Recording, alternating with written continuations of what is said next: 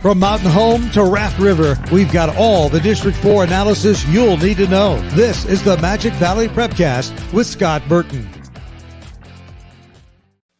That's right. Another edition of the Magic Valley Prepcast, the first for the year 2022 here on IdahoSports.com, breaking down everything going on in District 4 in the state of Idaho. Brandon Baney, as always, with Scott Burton. Scott, how did the holidays treat you? Whew, I tell you what, they're still going because we've had snow days to start the semester here in Jerome. So we haven't been back. So the holidays are going. But Santa came to the house, which was a little bit surprising. I was touch and go whether I was on the nice list or naughty list, depending on who you ask. But everything went according to plan. Family in town for a couple of weeks. And it was just one big giant Burton party for a while that apparently is still going with the snow. Yeah, no doubt. I think we were both on the naughty list. The last time we recorded was prior to Christmas, and I sent you a text after we recorded. Our all-time podcast downloads after our last episode was at 666, which is... That's right. That's right. Yeah. So we needed to do something about that right away. And I don't know if we did. Well, hibernation, both of us. Right. And then we didn't record a podcast last week, not because, you were ready, willing, and able, but I was under the weather. I actually had a bout of COVID-19. I got the Omicron variant, like everybody seems to be getting these days. And so I was out of commission for like 10 days. It really kicked my butt. So wow. Dang. Did you have it before? No, that was the first time That I've was had. the first. Okay. Yep. So okay. Well, so now you're indoctrinated. Welcome to the club. And now you're a superhero moving forward. That's right. I'm a card carrying member of the club now. So Perfect. Yep. And like you mentioned, we're recording this on Wednesday, snow day Monday, snow day Tuesday, snow day Wednesday so far, not just at Jerome, but a lot of schools in the Magic Valley. I think every single basketball game in the Magic Valley was wiped out last night. Yeah, and that's the tough part about having snow days. Everybody's like, oh, hey, great, you get to stay home. It's like, well, no, not really. Still got to go to the office, still got to do work. It's not going to not be there. But the hard part is now we're trying to find all these alternate dates to reschedule these games, and we're just kind of running out of time. So, we any more of this, and we're going to be playing, at 3 a.m. in the morning on a Sunday, because that's the only time we can fit it in. So it's going to be interesting if this continues. Yeah, that's the perils of playing in a big conference, that Great Basin conference that has 7 teams in it. A lot of league games you've got to get in. So let's recap what happened this past week, really 10 days or so. A lot of good basketball performances, but I think the top performance we have to start with is the Carey boys. They went over to the truckstop.com tournament in New Plymouth, which is a 2A school and the host, playing up for the most part, playing a lot of bigger competition. Carey ends up winning the whole tournament. Yeah, boy, what a kickstart to 2022 for Carey on that one. They played really well. And that was a tournament that they needed because, Carey's season up to that point, was they won 3, lost 4. So they were on a 4-game losing skid going into this. And these are the tournaments that can give you some momentum into, the January, February part of the season. And they did well. They didn't win. They won. Their average margin of victory was 21 points. And like you said, they're playing up. They beat Horseshoe Bend to open the tournament, 70-54. Took down Liberty Charter 61-35. And Liberty Charter's got a winning record on the year. But I think that one of the most impressive one is when they beat Garden Valley in the final. That was a team, and they beat them by 21 points. And this is a team that had a 6-game winning streak coming in and now has a 7-2 overall record. So, you want to talk about a springboard for Carey. Their defense was awesome. They put 3 players in double figures each game. And so, boy, you could not have asked for a better tournament if you're Carey boys basketball. What is it about Carey? They always seem to, even if they're in the middle of the pack, they seem to just figure it out. And this time of year, it seems like every year when we get into the new year, they always seem to kind of get it figured out and become a team that nobody wants to face. Well, and that's what happens when you just have a culture of winning. And it's not just in Carey basketball. I mean, it's just Carey in general. They're gamers. They face adversity well. I mean, they may not ever be the most talented team, but they're going to be a team that you don't want to play late in the season just because, the culture at Carey High School is, we'll get it done when we need to get it done. And you're right, Carey's in the middle of the pack right now. They're 6-4. Just kind of hanging out. But, we both know that it's not about hanging out. It's about getting hot at the right time. And we're heading into the final 2 months of the season. And I think you're going to see Carey play some of their best basketball. Yeah, the way the standings are right now, nobody has played a league game yet in that Sawtooth Conference. They play everybody once, basically, that counts towards the conference record. But you've got Camas County at 7-1, Dietrich at 6-1, and Carey now at 6-4. 3 teams got to state last year from the conference, and we could easily see that again this year. They get 2.5 bids to state. And so it's going to be fun to watch these teams all battle it out as we finally get into conference play. Oh, absolutely. And this conference, as we learned in football, is just loaded with talent and athletes, and they pretty much dominate the 1As, Magic Valley does with this. And I don't see this being any different. So, yeah, it's going to be interesting to see coming down the stretch where Carey does fit into that mix behind, those 2 teams that are doing really well in their conference. Next Tuesday, January 11th, Carey at Dietrich. That'll be kind of the first salvo in this battle royale in the Sawtooth Conference. So we'll talk about that next week. And yes, we will. Recap what happened there. A couple of other basketball teams that were in action. We get past Christmas and it seems like always that week after Christmas, there's a ton of holiday tournaments that are going on. And so sticking with boys basketball, we have the East Idaho Holiday Classic, which is kind of co-hosted by a couple of schools in Idaho Falls, Rigby, Thunder Ridge, and Skyline. It's a 4-school venue, which tells you the size of this tournament. There's a lot of good competition, and Mountain Home went over and competed in this tournament and did fairly well. Yeah, Mountain Home did just fine. But the big thing about these tournaments, and we're going to talk about a couple of more here, is that it's a great kind of measuring stick as to where you're at, because you get to accomplish a couple of different things in these tournaments. Number one, you get to play teams that you don't ever get to see. Number 2, you get a state tournament setting, because it's usually a 3-day tournament with 3 games, and you try to set it up in a way that kind of resembles the state tournament. So at least you have something to fall back on if you're fortunate enough to get there, and so these coaches are taking their teams and they're remembering those lessons, how they're going to bounce back from loss. How are they going to handle this team they've never seen before? The difference is they're going into these tournaments without any scouting at all. It's just you show up and play. And but it is such a cool thing to do. And, you see a lot of these teams, and we just talked about Carey being one of them, that find their stride or get some confidence heading into the second half of the season. And Mountain Home did, fairly well. This is a team that has definitely got the pieces to make some noise in the Great Basin. Game 1, they lost to Century, started slow, couldn't shoot the ball very well, struggled at the foul line. I mean, that was kind of the theme for Mountain Home throughout this tournament. But the lesson is that's also resembling state tournaments, because you're not playing on your home floor all the time. You're playing in different gyms and weird rims and whatever the case is. You better find a way to score the basketball in these strange environments. And Mountain Home didn't do that in the first game against Century. They lost. They beat Idaho Falls 49-42, kind of bounced back from that, and then beat Sugar in double overtime, 41-31.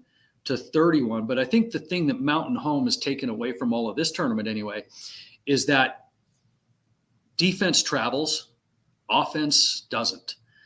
And once you learn that lesson the hard way, you're going to grind out these wins. And I think Mountain Home, heading into that second game, realized that, hey, our defense has to be there all the time because we're not shooting the ball very well. And as they kind of adopted that little mindset, they were able to win the next 2 ball games. So, they're walking out of that with some pretty good lessons learned. And like I said, this is a good team. Brandon Bethel averaged almost 15 a game for Mountain Home in this tournament. He's kind of their all-conference guy, and he's close to hitting 1,000 points on the career, so that's going to be coming for him, in this season.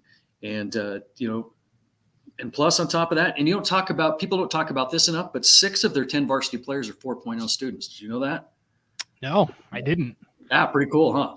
Yeah. So Mountain Home turned the corner heading into the final 2 months of the season, but got some really good positive results at the East Idaho tournament. I love the fact that they went there and were able to hang their hat on defense, because it seems to me, Scott, when you get to the state tournament every year all of a sudden becomes a physical battle, and calls that were being made in the regular season aren't being made at state, because for the most part, I think they want the players to decide it and not the officials. And so you have to learn how to kind of win ugly sometimes and play good defense and be more physical and battle through that. So I think this was a good test for Mountain Home. Oh yeah, absolutely. Because you get comfortable in your own conference. You get used to seeing the same officials calling it the same way all the time. But that's the other thing these tournaments give you, is a completely different perspective on the way sometimes games are going to be called. And it also kind of teaches you some lessons down the road too, about what it takes to win basketball games. I mean, and I think we may have mentioned this in a prior podcast, but I've been calling these state tournament games forever, and the winners all have something in common. They score in the paint. They play defense, period. That's it. Granted, you got to have a ball handler and got to have a big guy, but whatever. But the thing is, they score in the paint and they play defense. And those are the things that travel to foreign gyms, to state tournaments, that enable you to survive outside of your home floor. And I think through this tournament, Mountain Home realized that going into the second game and took that lesson to heart. And I think that's what's going to pay dividends for them down the road. Yeah, I really like this Mountain Home team. You mentioned Brandon Bethel at point guard. They've got John Tetralt at 6'5" inside, and then Xavion Parker, who's 6'4", but he has a really nice outside game. He can go inside and bang down low, but he can also shoot it from the outside too. So Mountain Home 5-3 overall, 1-0 in the conference. Of course, Jerome is still kind of the lead dog in this race, 8-1 overall, 3-0 in the conference. My question to you is, who gets that second spot? Right now, Mountain Home and Minico seem most poised. Now, Minico's record is deceptive because they've played a really tough schedule. They're 3-4, but they have a 3-point loss to Shelley that came on a buzzer beater 3. They lost by 2 to Post Falls, 1 to Blackfoot, and 1 to Emmett. So their 4 losses have come by like 7 points total. Yeah, it's going to be interesting to see what Minico does, because they are playing, without their point guard and their best player, Brevin Trinkle, and so when he comes back, it's going to be, I don't know, it'll be interesting to see how they gel as a team, because they will not have played together hardly at all this season. And Brevin's that guy that Minico needs to score points. Minico and Coach Brady Trinkle, who's a fantastic coach, they're going to dirty it up. They're going to make it ugly and just kind of make you uncomfortable. But what they had prior to this is they had a scorer in Brevin. Now they're trying to ugly it up and manufacture points. So if they get it together with Brevin coming back late in the season, why not Minico being 1 or 2? Jerome stays healthy. It's theirs to lose. Burley kind of emerged as the next best team in Minico's absence. But, like you said, you can't count out Mountain Home, because they've got the pieces. And if Bethel plays well, man, that kid is a gamer. I mean, that kid can really play. So it's Jerome and then everybody kind of right here. And we'll see what happens. Should be fun. Definitely. Minico has yet to crack the 50-point barrier, speaking to the offensive problems that you were talking about there, Scott. And real quick, can I just rant about something real quick?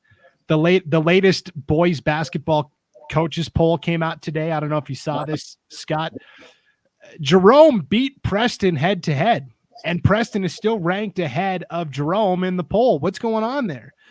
Well, I think that is because when you are Preston and you are there year in and year out and you make your home in the polls, you kind of get that favor. For Jerome, it's like, you know what, fine. Let's just put that on our bulletin board and see what happens later. But I think that is, I think, a reputation ranking. Not that Preston isn't deserving, not saying that at all, but when you kind of factor in, hey, they lost to the number 4, how does that work? Well, there's your answer. Yeah, we saw that with the Max Preps rankings. Now we got it in our coaches polls. So yeah, let's move to girls basketball. And speaking of these holiday tournaments, there was a really big one over in Boise, the Timberline tournament, which was co-hosted by Timberline and Bora, which coincidentally enough are the 2 best 5A teams in girls basketball over there in Boise. So there was a lot of good competition. We saw both Minico and Burley go compete. Let's start with Burley first, because I think they had a more of a gauntlet in terms of opponents. They had a lot of tough games over there. Yeah, they did. Burley went into this tournament undefeated on the season. And like you said, I mean, when you are one of the top 4A teams in the state, why not go play some of the best 5A teams and see what you got? Well, they ended up taking their first loss in the tournament as well. But the thing about Burley going into this was, they were a little bit depleted in the ranks. They had to bring some JV players along with them. They were missing some varsity girls that were on vacation. So, I mean, I don't know if it's indicative to kind of how strong Burley is, but it allowed some of these other players to step up in an absence or so. And so game 1, they took on a pretty good 2A team in Coal Valley and beat them 55-41. Coal Valley's 11-4, and 3 of those 4 losses for Coal Valley came at this tournament. But, Coal Valley 2A, I mean, keep that in mind. Coal Valley lost to Burley by 14, lost to Bonneville by 1, and lost to Bishop Kelly by 8. So this is a Coal Valley team that can play basketball. And they opened up with Burley. Burley took care of them. And one of the things that Coach Whiting told me was that, man, this team was a really good basketball team. Really impressed with their program. Game 2, they ended up losing to Bora 43-42. One of the hosts of the tournament, one of the better 5A teams. And it was the first loss of the year for Burley. And Burley was up 4 going into the 4th and lost that one on a buzzer beater. So they are right there. But here's the interesting thing about that game. And this is what, Coach Whiting is smart enough to realize too, is that, okay, we just mentioned that a lot of these tournaments are set up to mimic a state tournament. And here you have Burley just taking their first loss of the year, but they've got to turn around and they've got to play Mountain View, another 5A team. So the interesting thing was, how were these girls going to respond to losing a heartbreaker and then having to come back and play again? And that's what you try to put your teams in those positions before it ever happens at state. So you can draw from these experiences. And this couldn't have worked out, I think, perfectly for Burley, because they needed that loss. They needed that experience to draw from later on, because Burley most likely is going to go to the state tournament. But so they came back against Mountain View and just wiped the floor with them. 61-36 was the final. But they responded, and I think that is what you want to take out of these tournaments. And I think even though Burley lost their first one of the season, they're going to gain a lot of lessons that are going to pay off down the road. Yeah, every coach will tell you that they want a good non-conference loss on the resume, because you can learn so much about your team coming off of a loss. You don't want that loss to come in league necessarily, but a good non-conference loss, and that's what Burley got there. Coal Valley Christian, Scott, is the top-ranked team in 2A girls basketball and one of the state title favorites, so that was a good matchup for Burley.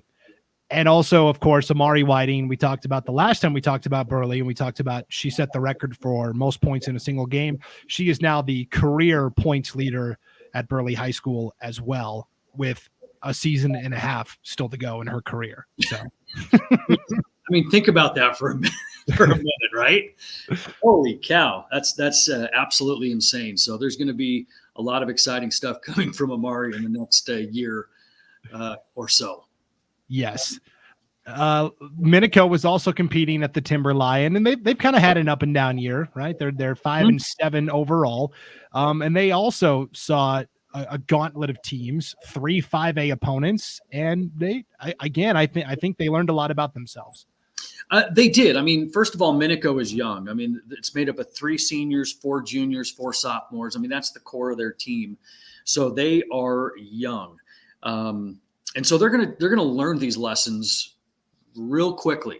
And again, just like Burley, Minico goes to this tournament trying to get themselves ready for what potentially could be a trip to state. But right now in the Great Basin, Mountain Home and Burley are running away with it. But you never know what's going to happen if there's an injury. And these teams have got to be ready to step up when the time comes. So, you go for Minico, game 1, they lost to the number 2 5A team in the state, Timberline. Got thumped. Timberline 13-1. And Timberline's only loss this season came in this tournament to Coeur d'Alene. So, it tells you the caliber of teams that were here. And so Minico is a little bit down in numbers too. They had to start a different lineup due to injuries and girls that were missing at the tournament. And, they hung in there for a little bit with Timberline. But again, how are they going to bounce back after kind of getting it handed to them? Game 2, they beat CUNA 41-39 in a wild finish. These girls for Minico, they were limited again with injuries. And then it really got interesting early on because CJ Lotta, their kind of all-world player for Minico, got 3 fouls in the first quarter. With 2 minutes left, she's on the bench in the first quarter and is sitting out till halftime. So now Minico is struggling to get some rhythm going with their number 1 player on the bench. They went into the half down by 7, and they came out in the second half and eventually took the lead with 18 and a half seconds left. And so what they wanted to do at this point, and this is where it got really nuts, is they wanted to keep CUNA in front of them. So they kind of came up with the pressure, but they overextended the pressure, gave up a wide open layup look behind them, and the girl missed. And so the shortest player on Minico's team, Avery Page, gets the rebound and gets fouled. So they walk down to the other end, and she makes 1 of 2. And so that gives a 2-point lead to Minico at this point. Well, somehow CUNA drives the length of the floor, gets a wide open layup, misses. The girl gets her own rebound, misses again, and the ball's kind of hanging around on the rim as the clock expires and it falls off. And that's how Minico escaped CUNA 41-39. But, even in that game, talking to Coach Bateman, it was like there's always a lesson. And the lesson is no matter how it ended, whether or not you felt you deserved to win that or lose that, some things aren't in your control. You just found a way to get it done. You battled the foul problems with Lotta, and you stepped up and you got it done. And so they took that momentum, into a game with Centennial, 5A Centennial, and only lost that one 49-44. So you want to talk about these teams learning a lot about themselves through these tournaments. Minico is another team that did that. They don't feel they played very well against that Centennial team because they learned that all the little things are going to add up. Defensive rebounding assignments, missed layups, easy shots. That was Minico just struggling. But again, the lessons they're taking out of this is really, really cool. And one of the things that they did that they found a lot of fun is all the hotel shenanigans that go on these trips are kind of the bonding things. Well, Minico did a breakout they did a breakout room, right? And it's they had an hour to get out of this room, find all the clues, et cetera, and they got out in 44 minutes. So they're going to count that as a win right there too. So they actually came away 2-2. Yeah, well, I wanted to put the spotlight on Minico because they do kind of get lost in the shuffle a little bit. Like you mentioned, Burley and Mountain Home are kind of running away with things. But I think Minico's got a really underrated player in CJ Lotta. Mm-hmm. I think she is, Amari Whiting, when she graduates, I think that torch is going to be passed down to CJ. in terms of the premier player in the league. I got to watch her as a freshman last year play, and the way she handles the ball and the basketball IQ, I mean, you can kind of already see it. She's a phenomenal player for Minico. Oh, yeah. And, and it's so cool to see Burley and Minico, who are natural rivals anyway, have arguably the two best players in the conference at the point guard position. Mountain Home may have something to say about that, but, there's two outstanding point guards, young point guards at rival schools, conference. Just the one-on-one battles with those two, throughout the course of the season are fun to watch. Yeah. So the big question is, can Minico challenge Mountain Home for that second spot? Possibly. We're recording this on Wednesday, January 5th. They were scheduled to play Mountain Home tonight in Rupert.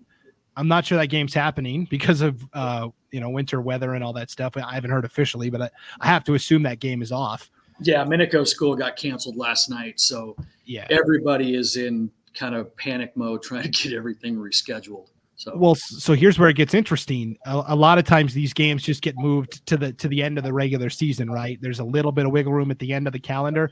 Well, Minico's final game of the regular season is in Mountain Home on January 27th. So you ideally would not want to play the same opponent twice in a very short amount of time. So scheduling wise, that could be interesting. Yeah, no, it's super interesting because we had our girls game tonight canceled because of whether Twin was supposed to come to our place, but now we're trying to find an alternate date.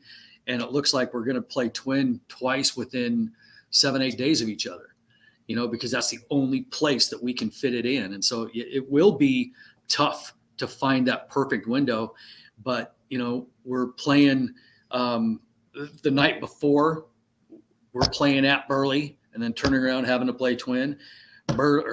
Twins playing Highland the night before and turn around to play us. So, those situations didn't exist in the original schedule.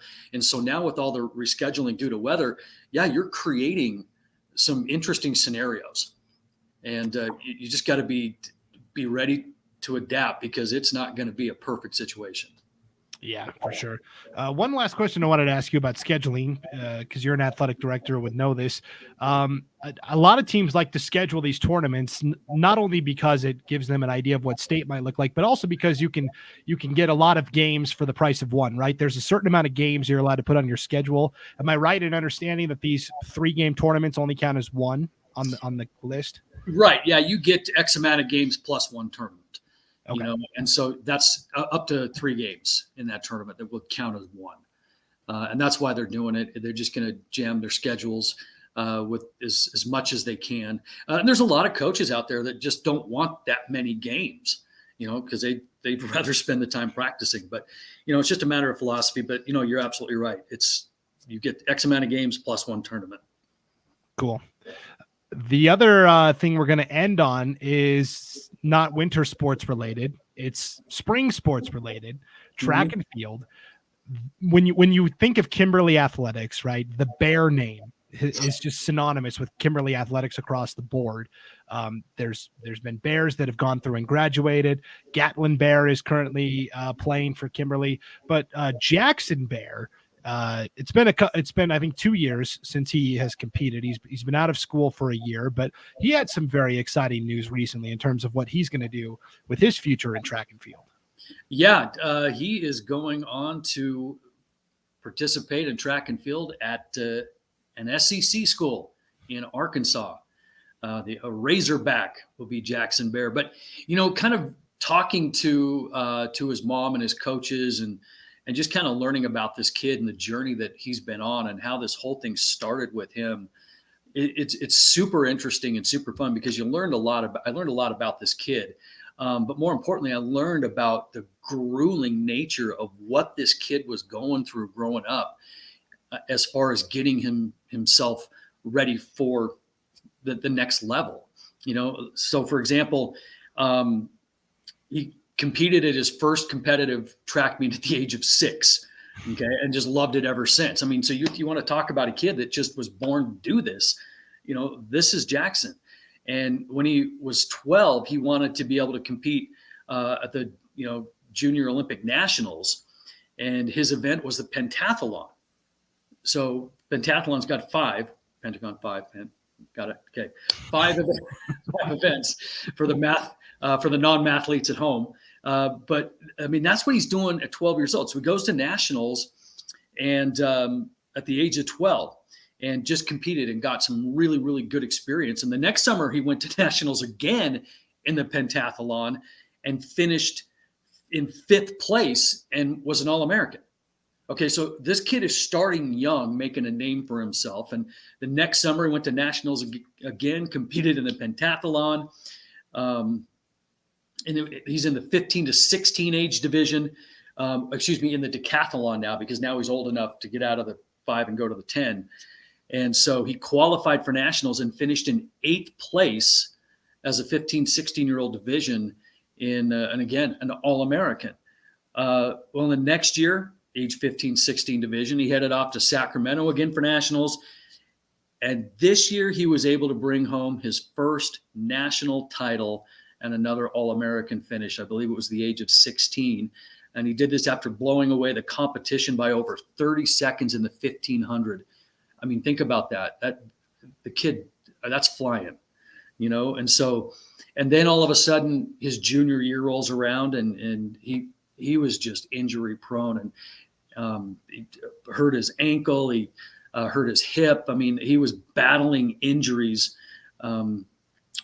all season with his junior year. But somehow at 170 pounds, he finished second at state in the shot put. So, that was tough. And then, COVID hits and I mean, everything was just kind of a mess. And so there was a point there that, they were wondering, is this all going to be for naught? Because I got hurt. Here's COVID.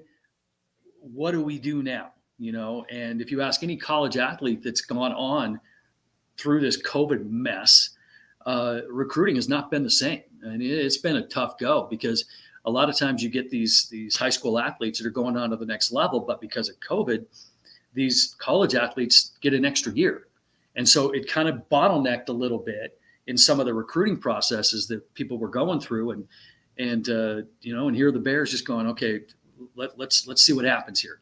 So this past summer, national competition, in Jacksonville, Florida. He goes to compete in the decathlon with 34 other competitors. And that's a lot of competitors in a decathlon. I mean, you think about it, 34 times 10, that's 340 events that are going on. And it just takes forever.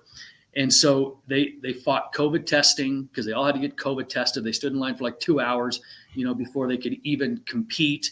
And then weather delays on top of that. And so the very first day they were out there from 7 a.m. until 10:30 at night, just trying to do all this decathlon stuff. And they had a second day ready to go, so that this was just day one. But Jaxon goes into this tournament as somebody that's got a reputation and somebody that, hey, not only could he win this, he could set a record. I mean, he had developed to be that good of a track and field athlete in the decathlon. And so the second day of competition rolls around and they have more weather issues. And so now they're worried about canceling some things. What are we going to do? And at this point, Jaxon had a chance to break the national record, at the National Olympics here. And so after a lightning delay that lasted till 9 o'clock, the competition had to be completed by midnight, and there were still 2.5 events to go. And so everybody's in this scramble. What do we do? And so the officials were talking about just canceling the whole thing altogether. But the officials then went to all the athletes and asked them, what do you want to do? Well, every one of them said they wanted to continue the competition. And the reason why is because they knew Jaxon had a chance to break the national record. And so that was their decision.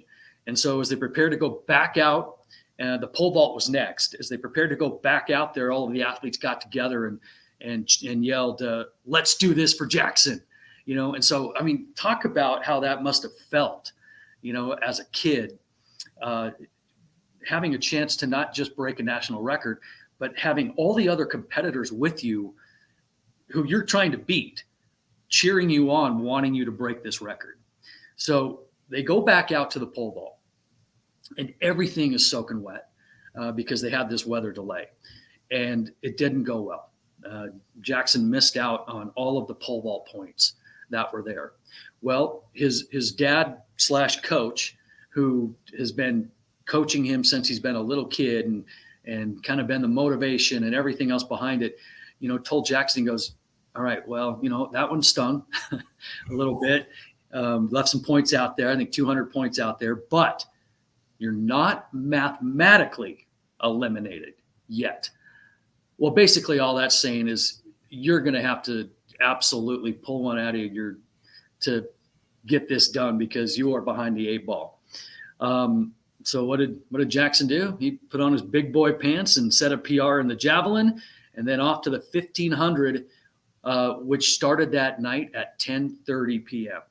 So, I mean, imagine this. Day 2, you have just exhausted yourself, and now you're going to run 1,500 meters, day 2 of this Olympics at 10:30 at night. Well, the only way Jaxon was going to win this was he was going to have to run the 1,500 in 4 minutes and 45 seconds. That's fast. And this is coming off. This is coming at the tail end of this 2-day grueling decathlon. And so what did he do? He went out and ran it in 4:45 and ended up setting the record. And then after that is when all the recruiting process began to take shape. I mean, BYU and Utah State and eventually on to Arkansas, where he settled. And because he liked the coach, the facilities, the type of program, just kind of one of those trips that he fell in love with. But here's a couple of nice little nuggets of information too. Jaxon is going to be one of 4 future Razorbacks among the high school all-time top 10 in the decathlon. So, I mean, that tells you, and you don't hear about this very often. You hear track and field in Idaho. He ran in 2021, Bair won the 110 meter hurdles, high jump, pole vault, shot put, right? But you don't hear about the decathletes because that's just not something that's around here very often. This kid is phenomenal in the decathlon. I mean, he's absolutely incredible. But here's something that's kind of fun. Jaxon, before he goes to Arkansas, he's going to be serving an LDS mission, right? Well, he's got an older brother who's coming off of his mission this summer, and his name's Peyton. And Peyton will be returning this summer and competing in the decathlon for Mississippi State. All right, so kind of set the table here. You've got 2 brothers that are going to be in the SEC competing against each other in the decathlon.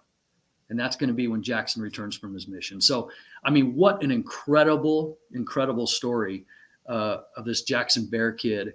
And, and you talk to anybody that knows him, he's just one of those humble kids. He comes back from setting the national record and everybody asks how he did. And he goes, I did all right.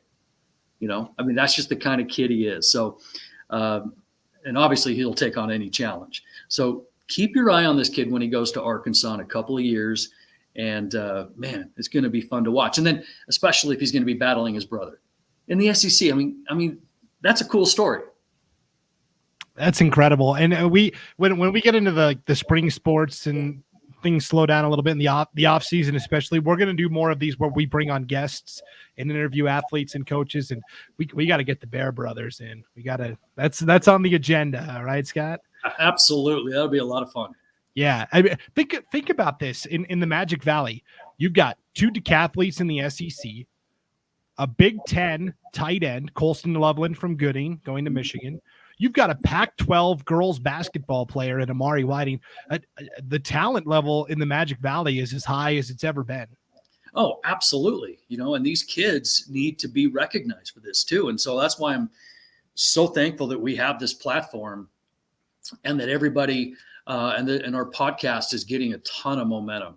And there's a lot of people watching this and they're willing to give up the stories and they're willing to talk to us and tell us those little behind the scenes things that makes all of this so special, because there's a lot of that here in the Magic Valley. Yeah, it's going to be a lot of fun as we go through the year. 2022 is going to be bigger and better than it was in 2021. We'll be back every week now that I'm over my illness and back in the fold. We're no more weeks off. We got this every single week. And again, you can listen to this podcast at IdahoSports.com or wherever you download your podcasts. You can also watch the video of this on the IdahoSports.com YouTube channel or our Facebook page. All right, Scott, hopefully some of that snow starts melting. That wind, it's not the snow, it's the wind, right, that creates the snow drifts on the road. Oh, I tell you what, the other day here, it was -4 wind chill. And that's why I'm doing all of this. That's why I'm seeing a barber in probably a couple of months. It's like it's protecting me right now. I mean, it is stinking cold sometimes when that wind gets howling here. I'll put on the mask, not because of COVID, but because it keeps my face warm, right? Exactly right. Exactly right. Yeah. All right. Well, hopefully the weather situation gets settled soon, and you're able to get all of those postponements rescheduled. But we'll be back again next week to talk about some big basketball matchups. Raleigh Lane Wrestling invite is coming up very soon. That's the signature event in the state of Idaho for wrestling. A lot of good stuff coming up, and we'll be back next week to break it all down for you. For Scott Burton, I'm Brandon Baney. Thanks for tuning into the Magic Valley Prepcast on IdahoSports.com.